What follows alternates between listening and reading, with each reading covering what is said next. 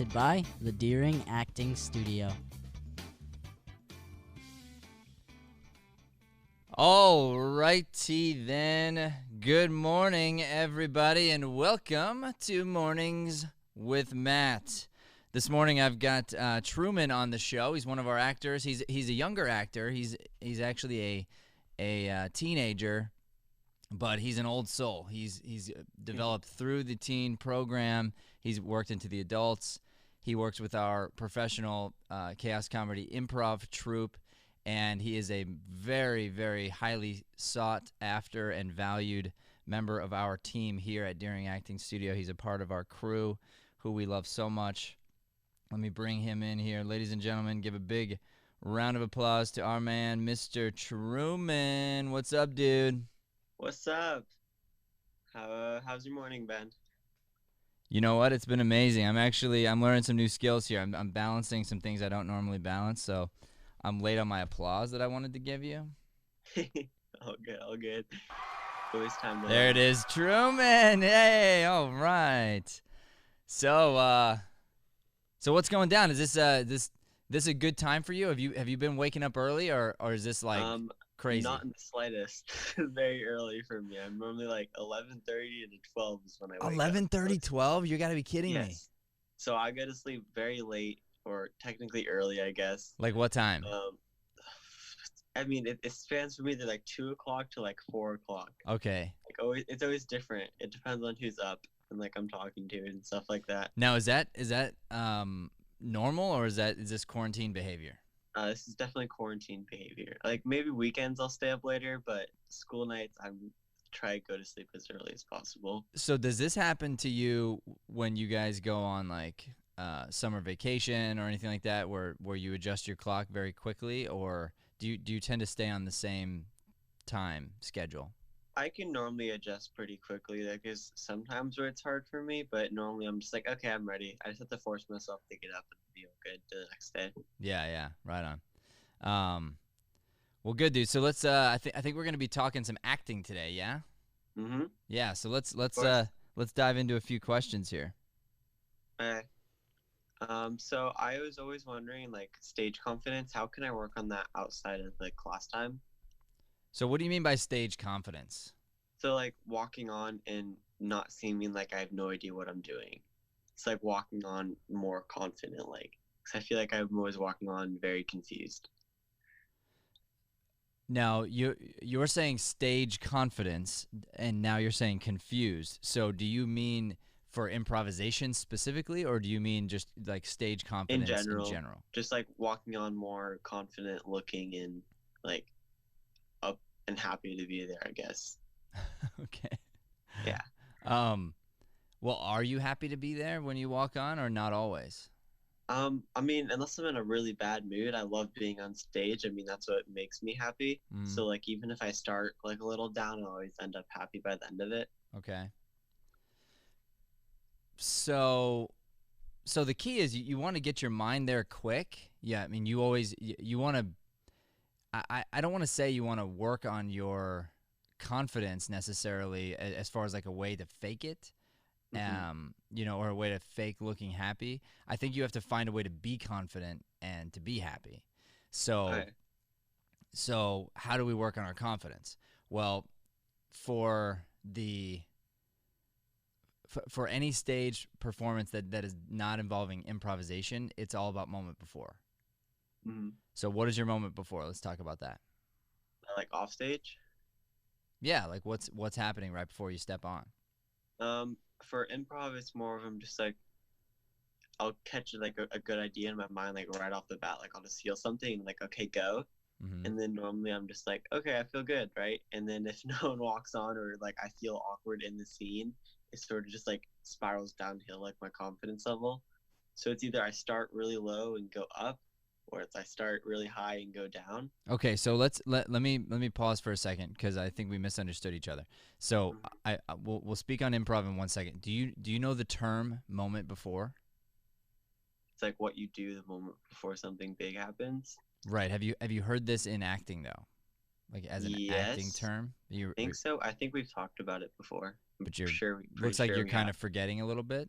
Yeah. Okay, so let me talk about it, because here's the deal. The moment before is going to save you in this particular case. Okay. So if I am going, so we're gonna come back to improvisation. We're gonna start with as if you're in a play or you're about to perform in any way, shape, or form that is not improv. All right. Okay. Here's what you want to. Here's the work you do as an actor, so that you don't have to get into the scene. You're already in the scene. Your character has already lived and existed in the world before the moment they walk on stage.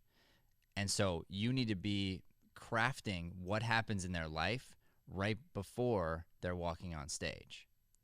So let's give an example. How old are you? 15. 15. So what is like an extraordinary scenario that a 15-year-old could walk into? Like a really big job opportunity, I guess, if they start their own business, walking into like an initial meeting. Okay, That great. could be big. Great. So you're walking into an initial meeting, and what do you mean? So are you coming in to apply for the job, or you already have the job and this is like a promotion? What's the scenario? I would think of it more as like you're starting the business and you're talking to someone to promote you, so you can like become bigger, I guess. Like you're in a big business to make or break your Okay, business. so you're about to meet up with somebody who can help you go next level, and Yes. you basically have to sell them. That's Yeah. the scenario we're deciding that you're walking into here, which is you. You'd be a little nervous, right? And you'd feel like a little bit of pressure was attached to that. I feel like you should be, yeah. Okay. Just like So naturally. so then what did your character in this case, and let's pretend this is a play, what did your character do to get ready to walk into that room? Make sure he has all of his like facts 100%, like what he needs to say to get that person on this side, like just make sure everything is as perfect as it possibly can be. Great. And how would he do that? Double check How? and go How? over and Go over it? Okay, good. So yeah. so imagine this. Imagine your character, and this is the story I would tell myself. The meeting was at, let's say it's at 8 a.m. So my character got up because he was like nervous and scared and in a good way. So my character wakes up for this 8 o'clock meeting, 5:30. Gets showered, goes and gets coffee, reviews notes, brought with him note cards, wrote down on the note cards, like one side the question, one side the answer, just like different ideas, is memorizing his pitch, memorizing slogans, definitely paid attention to what he was wearing that day. And then right before he's walking in the room, he's literally checking note cards one last time, telling himself to breathe. And so he's doing all these things. How does he feel before he walks on stage? I feel like he'd be more confident because he's like, okay, I know everything. He'd be confident, and he'd still be nervous because it's a big deal. And he's definitely thinking about, him and the opportunity, and he's trying to walk in and present something great. So let's say that that's the work you did for your moment before. Okay. And you're expecting this big client. And then you walk in and it's your mom and dad in the room instead of the guy. Yeah. What happens? You are surprised. It's like flipping everything on its head. Yeah. And what do you think to yourself immediately? What's happening? Totally. Perfect. So what we just created here were two different scenarios, and I did it sort of backwards on purpose to help you understand the concept. So now in the play, let's pretend there's a play, and you've got a character, and you're developing this character on your own. In the play, the character walks in to see mom and dad, not the person they're supposed to meet. Yeah. But I, as the character, don't prepare to walk in to see mom and dad. Instead, I prepare to do the thing that I thought I was supposed to do. And I do all this work. So if you're backstage not thinking about the fact that mom and dad are about to surprise you, even though you as an actor know that's about to happen, you have to convince your character that what they think is going to happen is going to happen. Otherwise, you won't be able to be surprised. So Okay. so you're reviewing your note cards, take a deep breath, you walk on stage, and the one thing you're not thinking about right now is you. You're not, Mm-hmm. you're not sitting there worried and nervous and sad or depressed or any of those things that you're worried about feeling. You're not feeling those things right now. Mm-hmm. Instead you're worried about the meeting. So Yeah. you're all the way in character, all the way in the moment, and then you walk in and now you got to deal with this new information as an actor. So basically that's how you're going to approach being confident as an actor is by being truthful as a character. All right. There's a good little meme right there. Yeah. Repeat that back for me because I think that was good. So you have to focus fully on going into your character and what they think is going to happen instead of what is actually going to happen. Yes, and you got to get yourself in the moment, right? So Yes. what I just said was to be confident as an actor, you've got to be truthful as the character. To be confident as the actor, you've got to be truthful as the character. Okay? Because here's the thing, I cannot be truthful as my character and be worried about myself as the actor. I can't be worried about my day earlier. I can't be worried about my grades. I can't be thinking about anything else other than what's really going on, or else I'm not being truthful. So to be confident as the actor, you've got to be truthful as a character. Mm-hmm. So let's talk about how does this apply to improv. Same idea, only it has to happen faster and it happens sort of in the moment. Yeah. So for your improvisation entrances, you said you've got a good idea and you go, okay, and I go. Now, here's where you're getting stuck is you are thinking to yourself, I'm on stage, now where's everybody else? Yeah. So therefore, you're failing in this way because you're saying to yourself, I'm on stage. You should never think you're on stage. You've got to play Jedi mind tricks on yourself, okay? And you are instead you are a character living in a space, and the same way your character before, look at you yawning this morning. Wake up, Truman. I know this is like 8 hours before you normally wake up, so it's kind of a big deal. No, so think about this. So you're just same way your other character it has these like expectations, right? You as the improv character need to start discovering things. You should be so obsessed with your environment and thinking about like, why am I here as a character, not as the actor? And then you get surprised when somebody walks on stage or somebody helps you, but you're not sitting there waiting for them going like, where is everybody? Because once you get in that state of mind, then you're stuck. All right, cool. What's next? So going off of that, I guess, if you come out with a strong idea, how do you deal with that idea being flipped on its head? Okay, so give me an example of the strong idea. So it's like you have a good relationship idea, so like two old friends and they're meeting again after like a really long time, but then that person comes out and gets a whole different vibe and they think like coworkers or something like that. So it's like completely different than what you expected. How do you deal and change into that new state of mind? Now, this sort of depends on some of the facts that I would need to have, and so there's these ultimate, not ultimate. That's not the word I'm looking for. There's infinite amount of options here. So in this particular scenario, you've got in your mind, we're old friends. We haven't seen each other in a long time. Somebody walks on stage. Have you said something yet? No. Okay. So you don't really have a strong point of view, actually. Okay. Nothing's been established.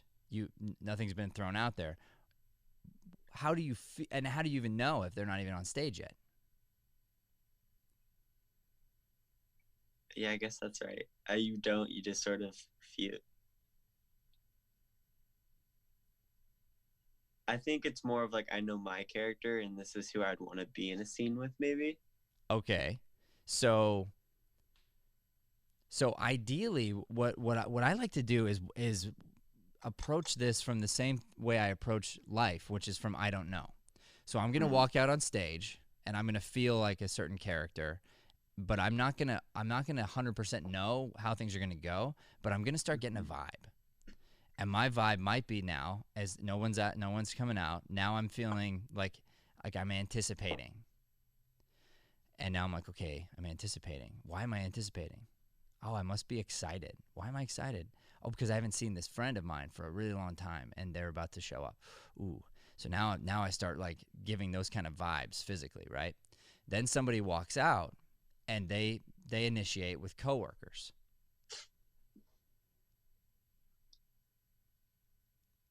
How does your character feel?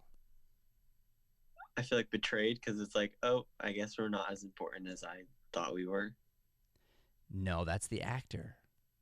See, you're getting the two mixed up. How does the character feel? Technically, the character doesn't know because now he's a different person, right? No. So here's the interesting thing. Nothing else has changed. So I'm anticipating. I'm excited. I'm super pumped. I can't wait for this old friend. Like all those feelings, like I feel that those things are true. The coworker walks in. Actually, as a character, I just feel disappointed. Mm-hmm. Because I thought you were going to be an old friend, and then either they're not coming anymore, or now I'm going to try to get rid of you because I really still want to meet with my old friend. Yeah. Okay. So let's just say I was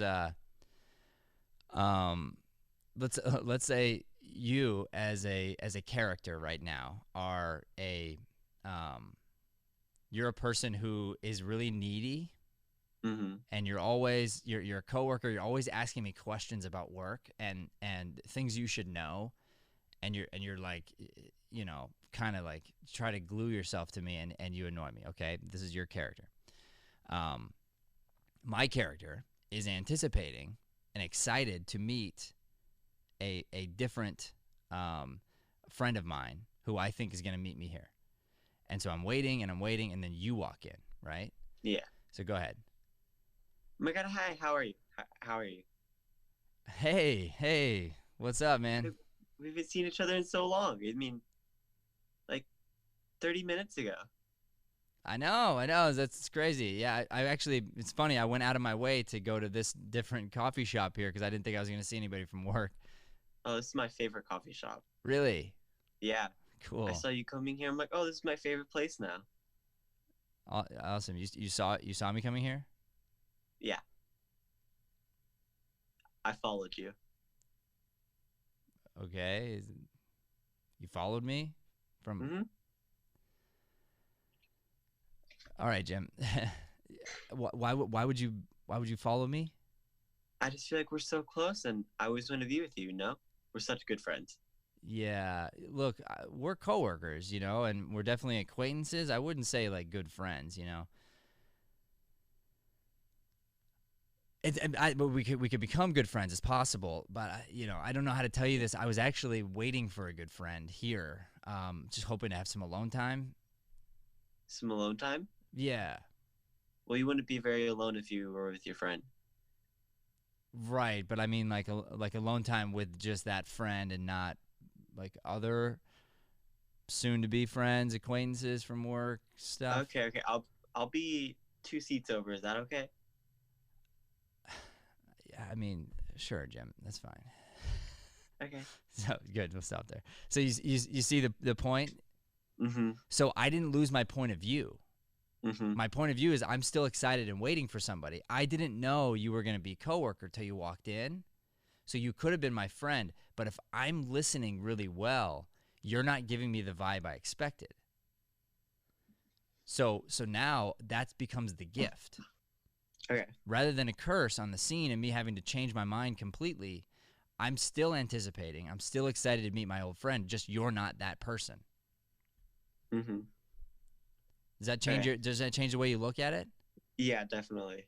So now, like, and by the way, we may never meet the friend because it's less, that relationship is probably less interesting than now my relationship with Jim. And Jim follows me everywhere, and you know what I mean? Like, that's way more interesting than an old buddy I haven't met for forever. Yeah. But that choice and that feeling, and because I had that and I was true to it, that's okay, and that's a good thing. And now I'm going to stick with that. And you might even have like an anticipatory feeling, but you don't know exactly what it is. And then you have to start to narrow it down. So as you're anticipating, you figure out, yeah, it's old friend, or I feel like a dad, and I'm waiting for my son to get off of the military ship or something, or or my kid, and I'm waiting for my dad to get off the military ship, or all these, like, why else could you be anticipating? There's a totally different anticipation if you're a family member waiting for a doctor to come out and give you news. Yeah. Like what? Let's do that. This would be fun, actually. Let's do this improv, okay? So in my mind, I'm gonna be waiting for news, like really big news of whether a family member survived or not, okay? And I'm waiting for the doctor to come out. All right, you be Jim again, right? Okay. All right. Oh my God, I did not expect to see you here. Oh, hey, Jim. Yeah. Wow. Hi. Hi. I didn't know you came to this hospital. I don't. My mom is she's in surgery today, so. Oh, your mom. What's your mom in surgery for? I don't really want to talk about it, but it was a heart thing. Oh, heart thing. Yeah. I feel you. Good. It's fine. So we'll pause there. So what's interesting is, what's Jim's point of view on the world? I guess it's like he has to be with this person. And it seems to me like he's gonna put some kind of a, he's gonna gloss over social cues. You know what I mean? Yeah. So what is my character saying? My character's saying, like, it's it's really serious, like this and that. It'd be funny if Jim comes back, because this is Jim's point of view on the world. He's like, oh, yeah, I hear you, man. Hard things, man. That's tough. Like from a literally really upbeat place. So the point that I'm getting across here is, maintain point of view, maintain character, start to develop that, but then let your character be adjusted by what your scene partner's giving you. Yeah. And that way you can always come on confident, because I know my point of view, and I can come on confident that you're going to give me whatever you give me. I'm going to be able to turn that into gold. All right, what's next?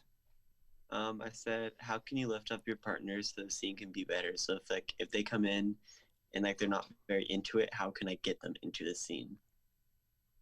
I would say you listen and listen and listen and pay attention to the absolute tiniest things, and then bring attention to them. So if you seem low energy, or you seem nervous or whatever, I'm going to really pay attention to that, and I'm going to bring it into the scene, and I'm going to make it a part of the scene. So even if you weren't doing it on purpose as an actor, I can help you by paying attention to little things, and then even what you're not doing becomes a part of the scene. Okay. So what you don't want to do is, you don't want to force your energy on somebody else, and think like, oh, like I'm up here, and if you're not up here, then you're not supporting me. Like, you could be up here, but that's your character's point of view. And when somebody else walks on stage, your job is to just love them, support them, find a way to lift them up. So you're just listening and looking for little opportunities where you can try to, I mean, you're asking me, how do you make them look good? It's literally, you just support. Okay. Yeah. Yeah. You notice things, you bring attention to them, and it makes it easier. Yeah. All right, what else? So as a life question, I said, I guess this can go into acting as well. How do I push myself to get things done every day? It's like, find motivation to, for me, a big thing is get out of bed and get to work, Mm-hmm. Well, how do you find motivation? That's a tough one. What do you want to do? For me, so, I mean, a big goal of mine is I want to, which it's very ambitious, but I think I know I can do it. is I want to make a difference in the world. I want things to change because I was willing to get out there and put myself into situations other people may not be willing to. Mm-hmm. And I want to be like, I want people to be able to look up to me and like, hey, this person, if this person can do it, why can't I? Okay. Like, I just want to, and I want to be able to help people as much as possible. Do what? What's the it part? So for a big goal, like one of the parts of that is I want to change how schooling is done, because I feel like right now it's not very healthy for students. Okay. And when it comes like mentally, so I want to be able to change that so that school can be a healthier environment for kids my age, younger, older, whatever it is, so that they can find the motivation and everything inside them to get stuff done. So and what's be happy what's missing from the school environment, and what would you do to fix it? I feel like at the moment there's not a way to connect the students personally to it, because everyone's doing the same thing. It's like every day you're going there and you're doing the same thing over and over again. There's no new thing, and there's nothing intriguing, and there's no way to connect school to life, in my opinion. Mm-hmm. Like there's some projects we'll do that I love and I see other people love doing because they feel like they can actually put themselves into it. Mm-hmm. And they feel like they're helping somebody somehow. So like just be able to connect what we're learning to life more is what I feel like is needed. So that's cool. So how would you go about it? So I feel like a big thing is we learn math, but like why? Like we never really know why. They don't tell us why we need this.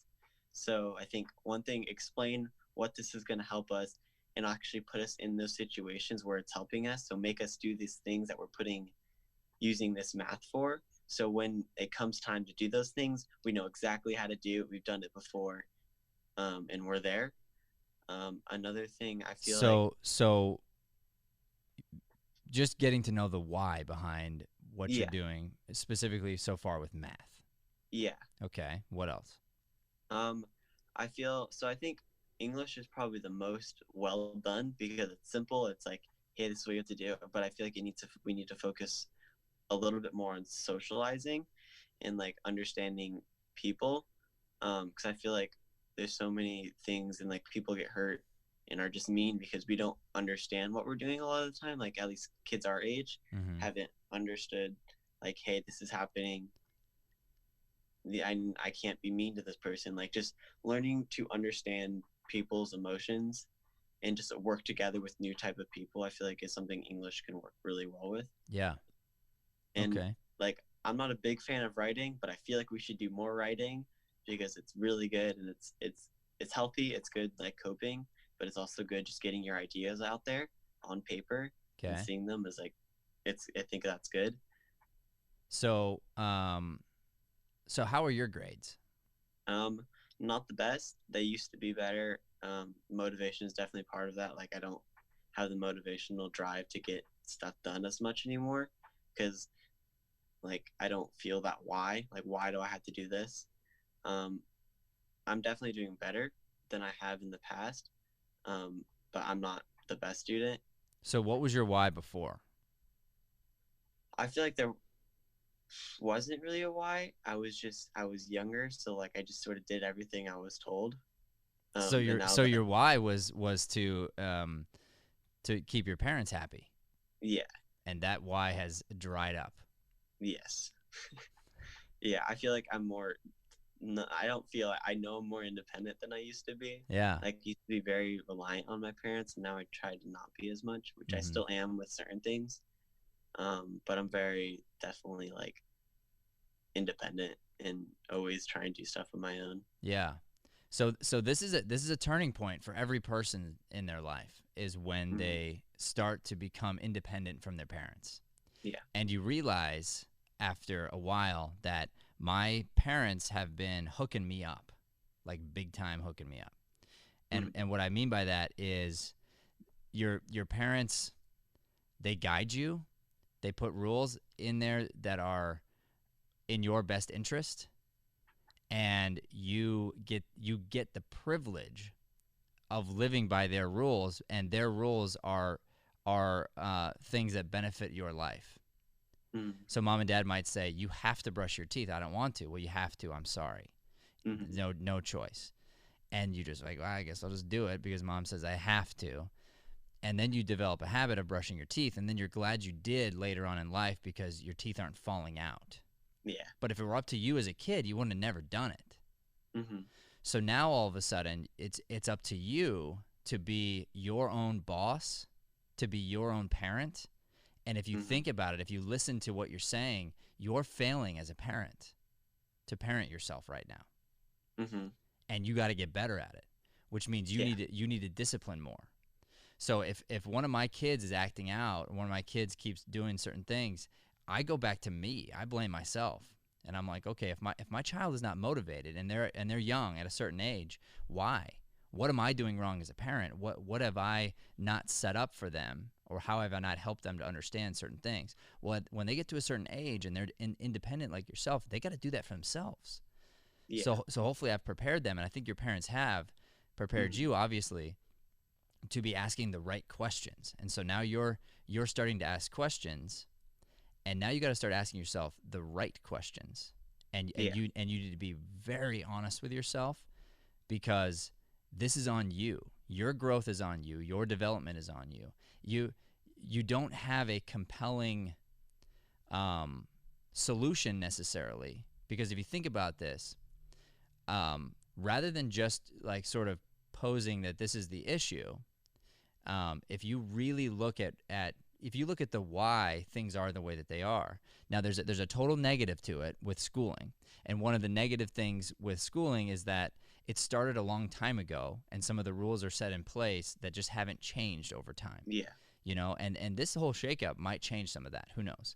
But there's certain things that are in place, you know, and if we go way back, the reason it was developed the way it was, this goes back to preparing people to work in factories.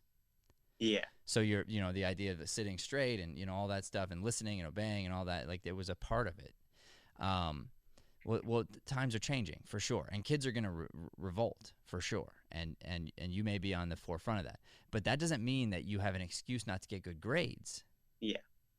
Because you need to figure out that you getting good grades is going to change your life and better your life, and it's not even about the grade; it's about learning. Like, are you learning?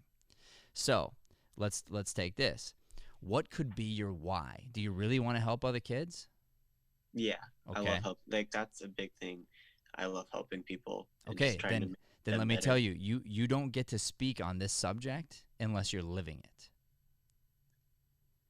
So if you don't have good grades, you can't talk about grades. Okay. If you don't have good habits, you can't talk about habits. So that's got to be your why. Your why is, I want to help people. I don't get to help people until I'm on the process of helping me. Now, you don't have to be perfect. You just got to have made a decision. Yeah. So if you wake up tomorrow, and then you wake up the next day and the next day, and let's say you go a week and you're feeling great, then you can talk about it. And what you do is you jump online and you say, hey guys, I just want to say something to you. I've been waking up earlier for about a week now, and I've been doing this, this, and this. And I was doing it because of this why here, like, you know, wanting to help people, etc. And I dove into my schooling for a different reason, and I connected to this, this, and this. And here's been the outcome. And I got to tell you, there was X amount of weeks or months or years where that wasn't the case, and I feel so much better as a human being. I feel more confident. So I'm still on my journey, but I want to inspire you guys to try this. Maybe take the Truman 7-day challenge and see if you can do whatever it is that you're doing, and all of a sudden now you can be an inspiration.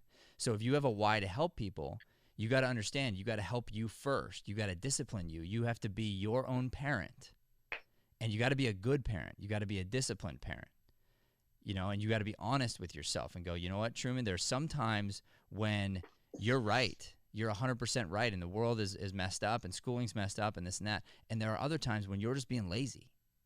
Yeah. And you got to tell yourself what's true and what's not true.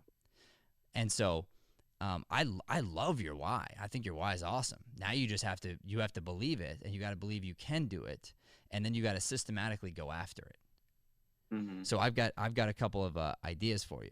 Why don't we think about this? Okay, so you say they should teach the why behind math, and kids would get into it, right? Yeah. Okay. So therefore, if that's true and that's a need, why don't you fill that need? And if you help one kid, you help one person, then it was worth it. So what you're going to do is whatever math you're working on right now, like what are you working on? We're working on, I forget what it's called, but it's like dividing fractions by like another fraction and then it's a lot of steps. I forget what it's called, but I don't know how to describe it. And we're just at the beginning, so it's going to get more complicated into it, but it's just working step by step to get to a solution. What's the subject? For math? Yeah, does it name something? Algebra. Algebra 1, 2. Let me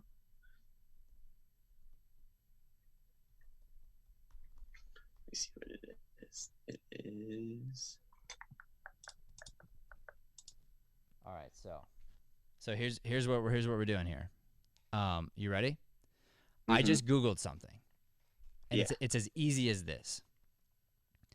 I typed into the Google machine, how does algebra connect to life? Here's the answer it comes up with. The study of algebra helps in logical thinking and enables a person to break down a problem first, then find a solution. Although you may not see the theoretical algebra problems on a daily basis, the exposure to algebraic equations and problems at some point in life will train your mind to think logically. Does that definition make sense to you? Yeah.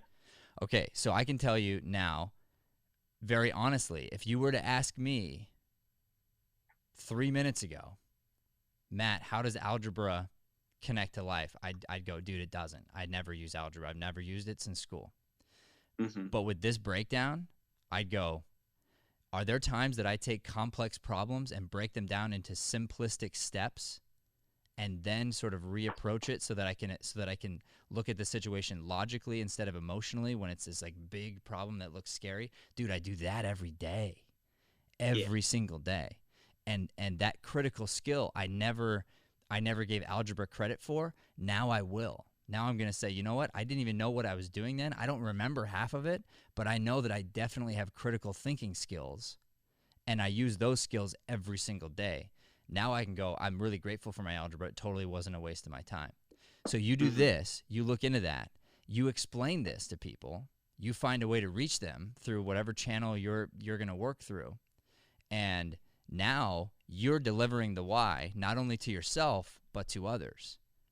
So now when I look at this, my mind does this, dude. I go, bring me a harder problem. Yeah. Bring me the hardest algebraic problem you can give me, because that means I'm preparing myself for the hardest crisis that might come, and I'm enabling myself to figure out how to break it down into tiny little steps and then build it back and put it all back together so that I can make logical decisions one by one to put me on a track toward finding a solution. And just that idea alone would make me excited about trying to figure out a problem. Yeah. So there you go. So do you see what I'm getting at here? Yeah, I see what you're getting at. So you're saying that they don't teach us the why. Well, guess what, dude? You teach you the why, and then you teach other people the why. And you can fill that need. And then if you look at why don't they, do you think they're bad people? No. I mean, there's going to be better teachers than others, and, you know, more experienced and less experienced and more, you know, and everyone's a character in your life. So there will be people there'll be teachers who had a bad day or had a bad year, or who are going through a divorce, or who lost a child, or you don't know what's going on in their life. And, you know, just like they might judge you, you might be judging them, and that's not okay either, right? So you look at the school system and look at what the teachers are doing right now. The teachers are teaching sometimes 25, 35 kids at a time all day. I mean, you try that. Like you've helped us teach here. Imagine those kind of numbers, you know, and the kids who come to Deering Acting Studio, they want to be here. They're excited about being here. Like it's the highlight of their week. Kids who go to regular school, they're not like lining up at the door so excited to learn. So imagine teaching a group of 35 people for 8 hours a day who don't want to be there. And then you know, and you got kids going, well, yeah, but you're not teaching us that. Like, yeah, I'm trying to teach 35 people all at the same time. You know, trying to make sure that so-and-so doesn't fall behind, and trying to make sure at the same time that I'm pushing this other kid who really gets it. I mean, that's a big job. Yeah. So then you can now take a new perspective. Instead of saying, like, you guys are doing it all wrong, you can start saying thank you to the teachers for what they are doing, and then you can supplement it with your work. And as you dive in and figure out, you're like, okay, I don't know why I'm doing this. Let me figure out why so I can get excited about doing it, and then I can do it well, and then I can help the next kid. So now all of a sudden you should be like getting off this show right now, and you should be super pumped about doing algebra. Mm-hmm. Because I can tell you, like, don't you want to be able to solve complex problems when you're older? I mean, yeah, I want to be able to, because I feel like helping people, you have to be able to break things down. Dude, so you have to. Yeah, let's look at the coronavirus. I mean, what's going on right now? This whole thing happened, and I can tell you, with our business, it was a complex problem. Mm-hmm. We had everybody coming here always for the last 10 years, 15 years. Now all of a sudden we can't, but we got to stay alive. Mm-hmm. This is a complex problem. So rather than me freaking out and getting scared and fearful and hiding, that's exactly what I did. I broke it down step by step. And I'm like, okay, instead of saying what can't we do, let's say what can we do? And we rotated. We figured out a way to put classes online. We figured out a way to make those classes like unbelievably good, to the point that some students don't even want to go back. I mean, that's a good thing. Then we figured out how to double down on our giving, double down on our content, finding ways to give and love in new ways. And our company is shifting, and it's at the ready to take on whatever. So now, as a complex problem, I can tell you the way I'm solving this algebraic equation in my mind is I'm going, okay, there's a possibility that all these restrictions are lifted tomorrow. So I got to be ready for that. There's also a possibility that they get lifted 2 weeks from now. Okay, I got to be ready for that. There's also a possibility that they get lifted and then go back. And then we have to survive for 6 months, things being different than they were. Okay, I got to be ready for that. And I'm not scared of any of those scenarios, because like I've sort of played it all out in my mind. I've broken down the complex situation, and why did I do it? What's my why? I don't want to stop helping people. I don't want to stop doing what I love to do and connect and serve in the acting community and the personal development community. Like that is what I'm driven to do, and I'm going to find a way to do it. Complex problem, that's something you can get excited about when it comes to algebra. Mm-hmm. Hey. Okay? Yeah. You don't seem as pumped as I am. No, when I learn something new, I'm very like, I don't get super excited. I'm just like constantly thinking about it. Yeah. So like I don't visually show it, but like my brain right now is like, okay, this is great. How can I apply this? Like this is how I'm going to apply it. So instead of reacting now, I'm going to think about how can I apply this, and once I do that, then I can be happy about it. Okay, so let's do it right now. So that way you get to be happy immediately. How are you going to apply this? I mean, for math, just get it done. I know why I need to do it. I know why it helps. So it gives me more reason to do it. But write it down. You know, here's the thing. You got to believe it. Mm-hmm. So look it up. Look up each little part of what you're working on. I mean, it's that easy. But look it up, write it down, and go, okay, like what could come up? Let's imagine that I've got a family, and let's imagine I've got a wife and kids, and then this and then this happens. Am I gonna want this skill? Yeah, dude, I better really learn this. You know, what happens if this or this or this, and then I need to do that? Ooh, I better learn this skill. So the more you kind of play it out, the more you can actually get super excited about the work.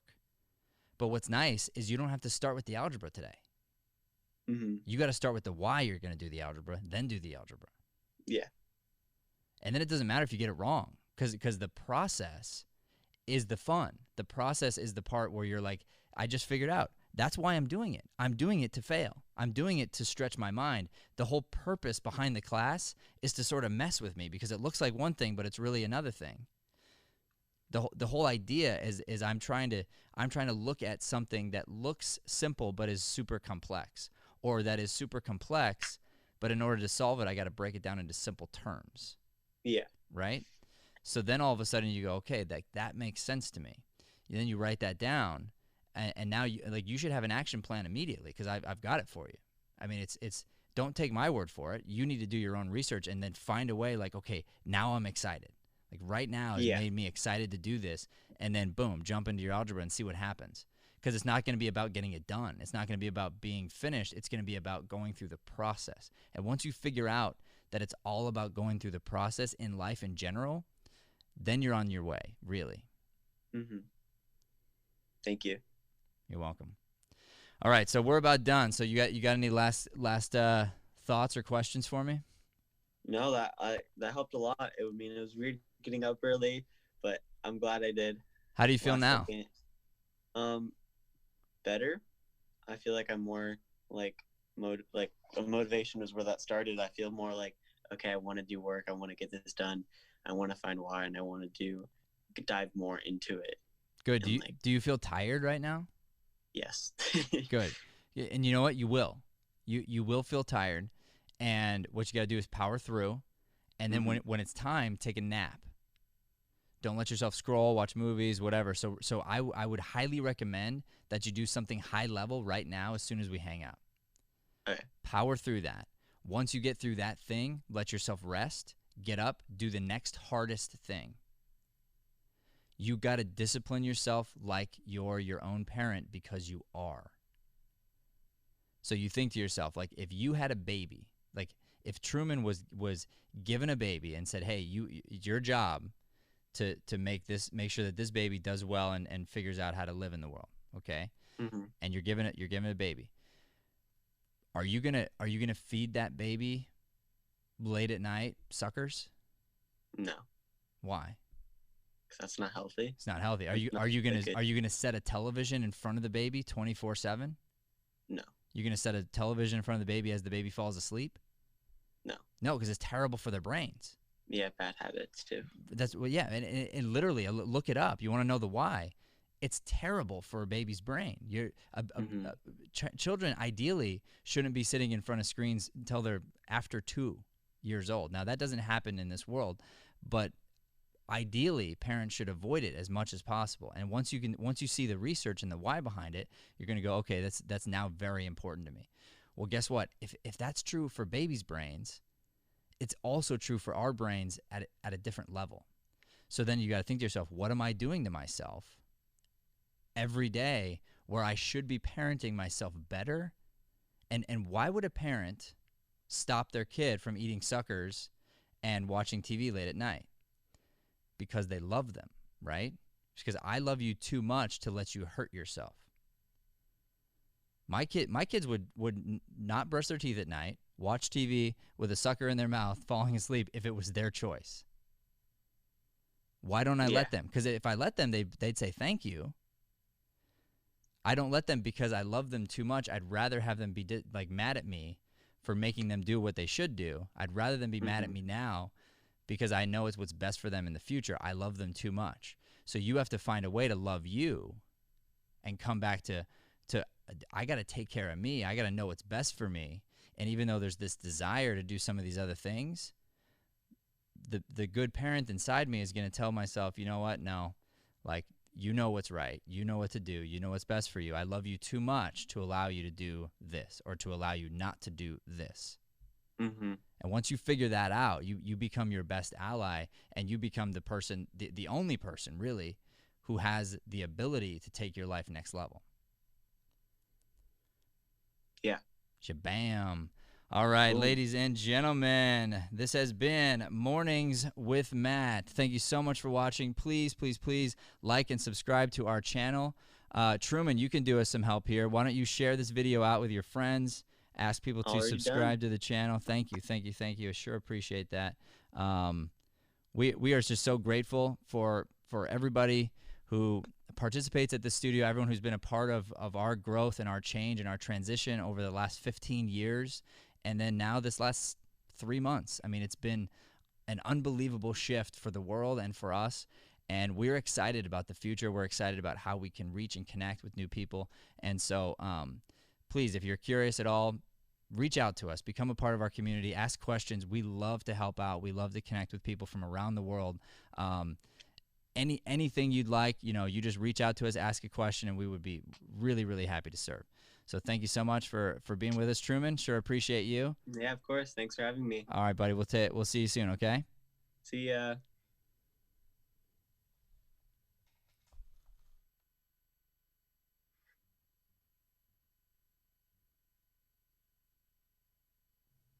Thanks for listening to Mornings with Matt.